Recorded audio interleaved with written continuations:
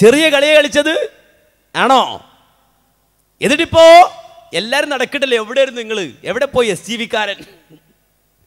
എവിടെ പോയി മലബാർ റൂമുകാരൻ?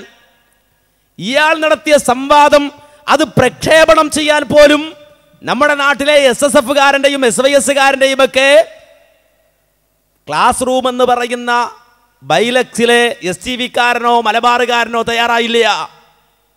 അവസാനം ഈ സാധുക്കൾ പോയൊരു പീഡിയ തുറന്നു, ബൈലക്സിലൊരു പീഡിയ.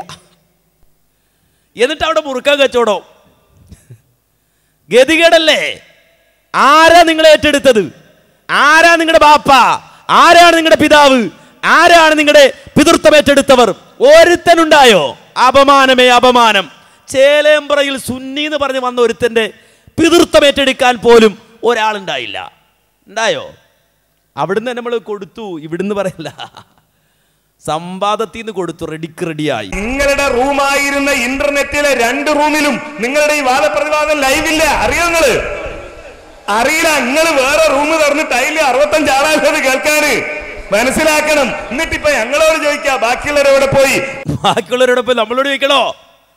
സ്വന്തം റൂമിൽ അല്ലെങ്കിൽ ക്ലാസ് റൂമിൽ ഇന്റർനെറ്റ് വഴി പ്രക്ഷേപണം ചെയ്യുവാൻ ഒരു അവകാശം, ഒരു സ്വാതന്ത്ര്യം പോലും നൽകാത്ത വെറുക്കപ്പെട്ടവൻ ആരെ ഇങ്ങനെ മാറ്റി നിർത്തുക? ഒന്ന് തൊടാൻ പോലും അറച്ചിട്ട് മാറ്റി നിർത്തുന്ന ആരെയാണ്?